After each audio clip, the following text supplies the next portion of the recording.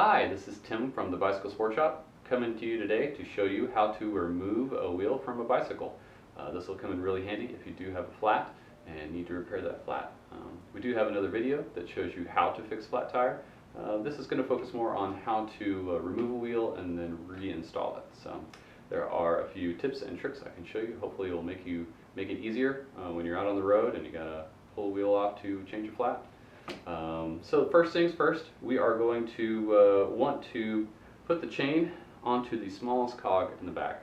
That's going to help the wheel go in and out easier, as well as give us a guide for where the chain should be. So what you're going to want to do is you're going to want to pull up on the saddle and just lift that rear wheel, and then you're going to want to go ahead and shift down a couple gears at a time, and then pedal forward with your hand, and then put down a few times all the way until you're in that lowest cog. Go ahead and grab that rear brake, and then we can let the wheel down. So now we are all the way in the smallest gear there. Now the second thing we're going to want to do is we're going to want to release the brakes if we have any kind of rim brake.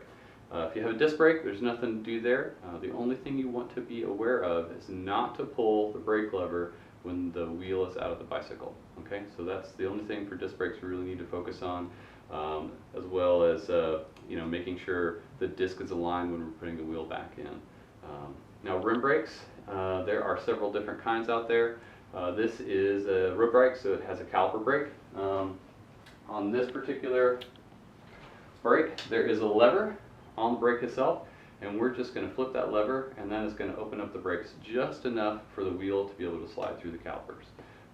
V-brakes, cantilevers, they each have their own method for opening up the brakes, and you're going to need to know that in order to work those brakes. There are many different options out there. You can call your friendly local bike shop. We should be able to help you figure out how to do that. So next thing we're going to want to do is actually go ahead and take care of the wheel attachment system. So this bike has a quick release. There are also through axles out there.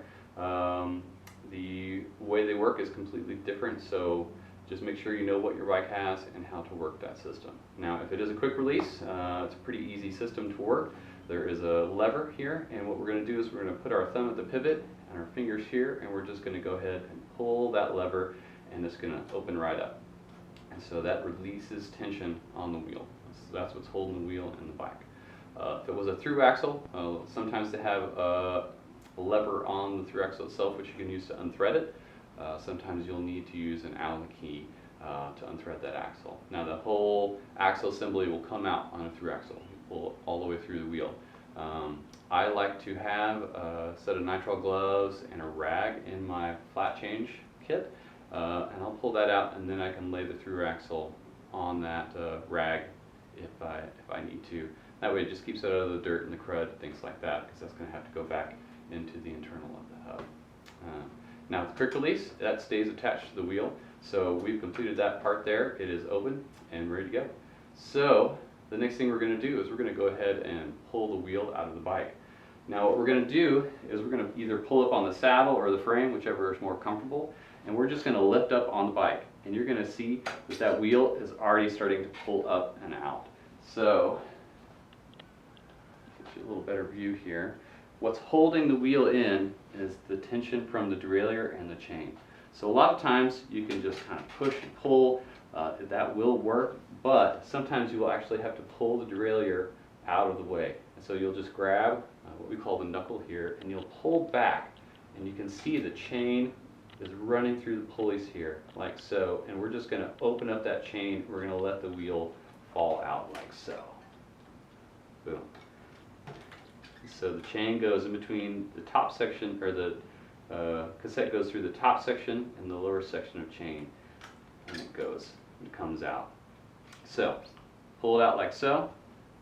Now we've got the wheel. I like to just go ahead and lay the wheel down, and we're going to keep the cassette up out of the dirt.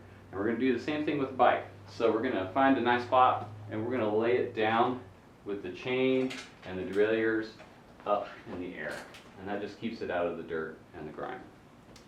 So then you're going to go ahead, change out your flat. Again, there's a whole other video and process on that. When it comes time to reinstall everything, lay the wheel down again with the cassette up. Then we're going to go back, grab our bike. And again, we're going to either hold it by the saddle or the frame, whichever is more comfortable. And then we're going to grab the wheel here with our right hand, and we're just going to go ahead and slide the wheel up into the frame. And what we want to do is we don't want to get the lower section of chain on top of the cassette like that. We want to get the cassette in between the lower and upper sections of chain, like so. Now, if you remember, when we first did this, we put the chain on the lowest cog. So now what we're going to do is we're just going to line the chain up with that lowest section of cog if we can. A lot of times, again, you can pull the derailleur back, and that will give you a little clearer view of that chain and cog. Now, if you don't get it directly on that first cog, that's okay. As long as it's close, you'll do fine.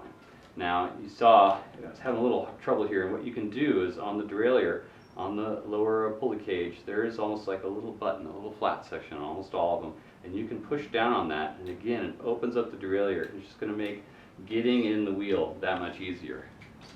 And sometimes you will need to just give a little bump, and then the wheel will sit into the dropouts itself. So, we've got everything seated firmly. A lot of times I'll just give it a nice wiggle, make sure it's in there. This is where we will go ahead and tighten up our quick release. So we'll grab the quick release. I like to use the palm of my hand, and we're just going to go ahead and close that quick release. So with a quick release, it does need to be adjusted properly. There is a nut on the other side. You can adjust the tension. You don't want it to close super easily. It does need to have some clamping force. It doesn't need to hurt when you clamp it. It doesn't need to be that hard.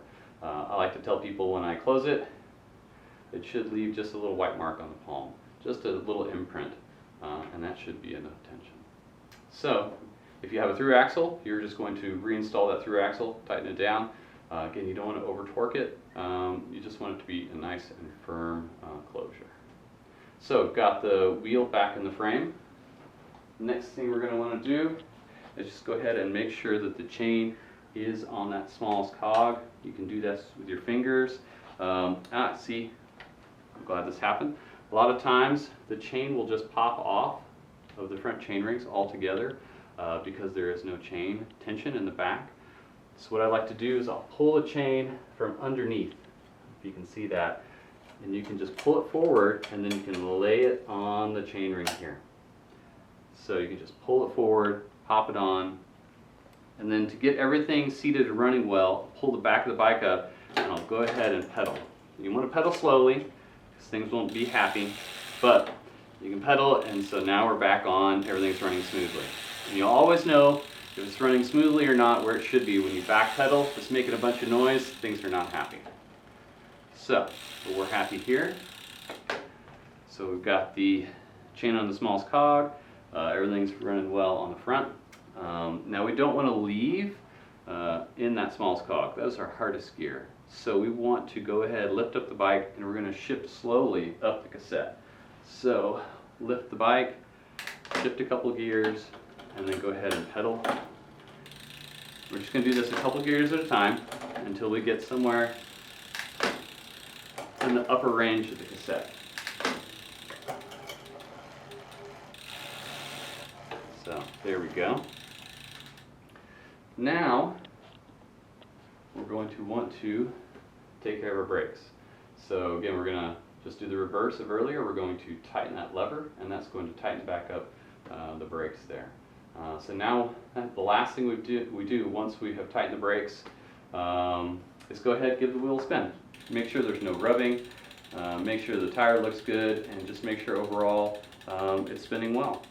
And once we've got that going, then that's pretty much our whole process. So thanks for hanging with me today, and happy trails out there.